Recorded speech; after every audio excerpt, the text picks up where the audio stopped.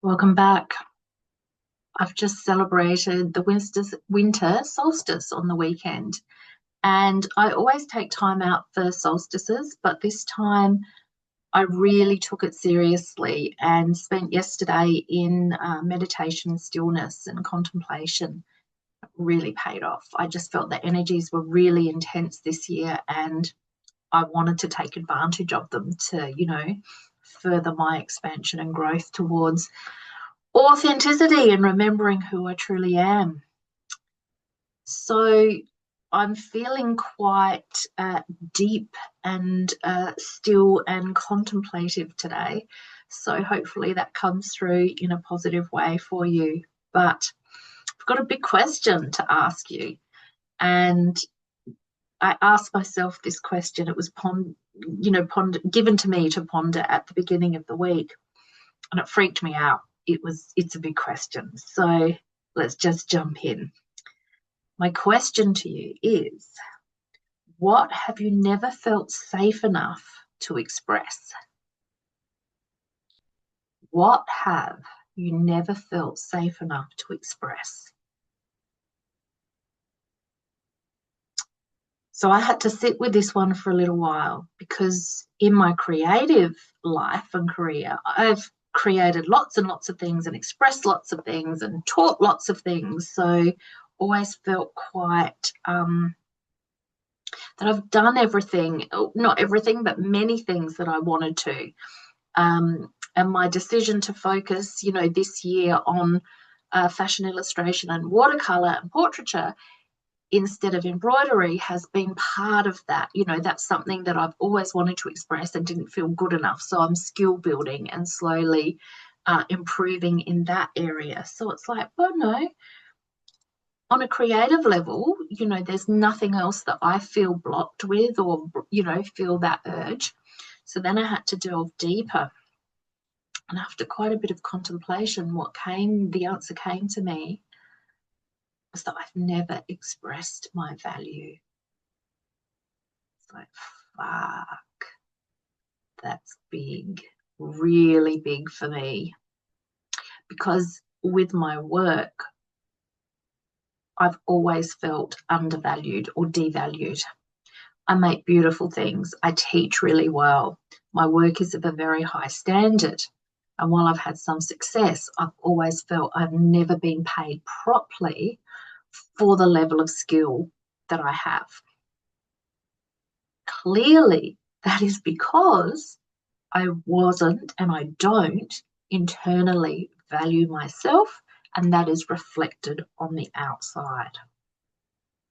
That alone is worth sitting with if you're experiencing the same thing or similar thing. So back to my question or my answer. So then I asked myself, the next thing was, well, how would I express my value? What would that look like? And I couldn't answer it. It's like, oh. So the journaling inspiration wasn't coming. I got really stuck. So I did a Google search. How would I express my value? And the first things that come up are all about how to prove your value in the workplace. It's like, okay, I know how to do that. That's not hard for me. That's not the answer I'm looking for. And then I had to search more and go deeper. And it led right back to self-worth and self-love and self-acceptance. It's like, oh, unbelievable. This is definitely a big, big growing edge, a big lesson for me in this lifetime. And so I thought I was bypassing that and going for a little journey into values, only to find that it came full circle. How does that land for you? Do you feel the same?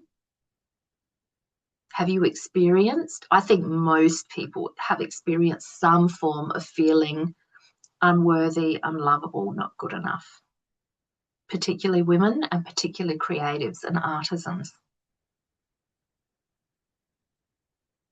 I've always felt that my embroidery was of a very high standard and was good enough.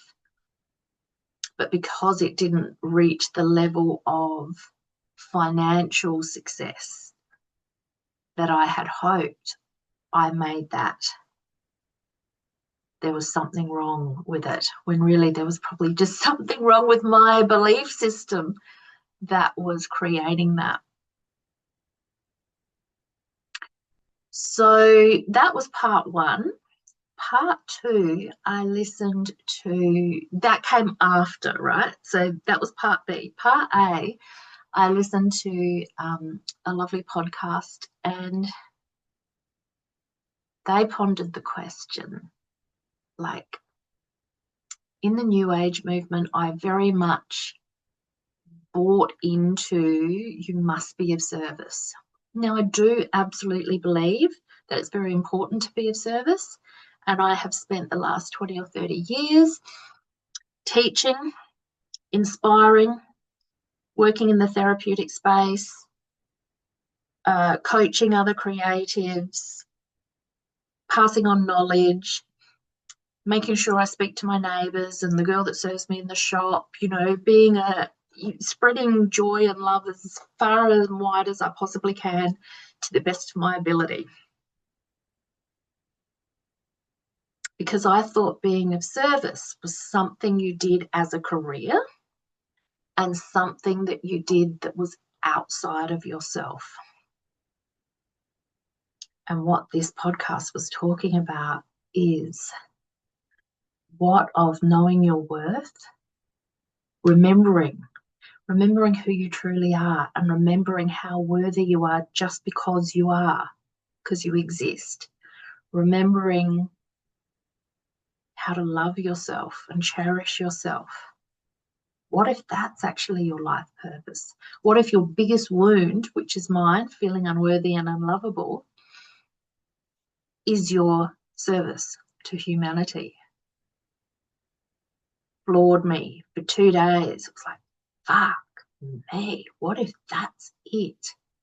And I've been putting all of this energy into external things, thinking that I was being a good person and doing the right thing, only to end up burnt out and exhausted and unfulfilled, partly fulfilled, but still something within me was unfulfilled. It's like, oh my God, what if the best way I can be of service to humanity is by remembering who I truly am, integrating that, embodying that, like we were talking about last week, and that's it. That's my life's purpose.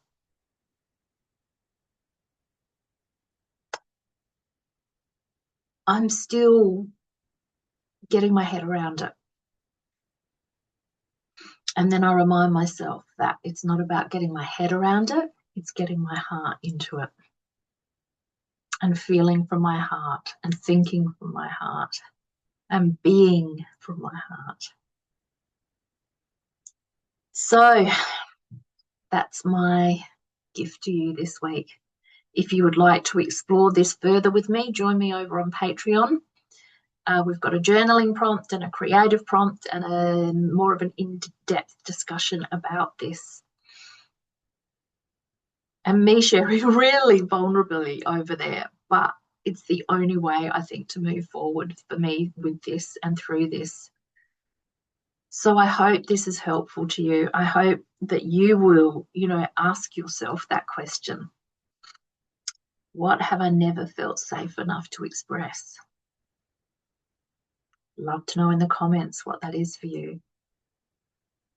From my heart to yours, I'll see you again next week. Bye for now.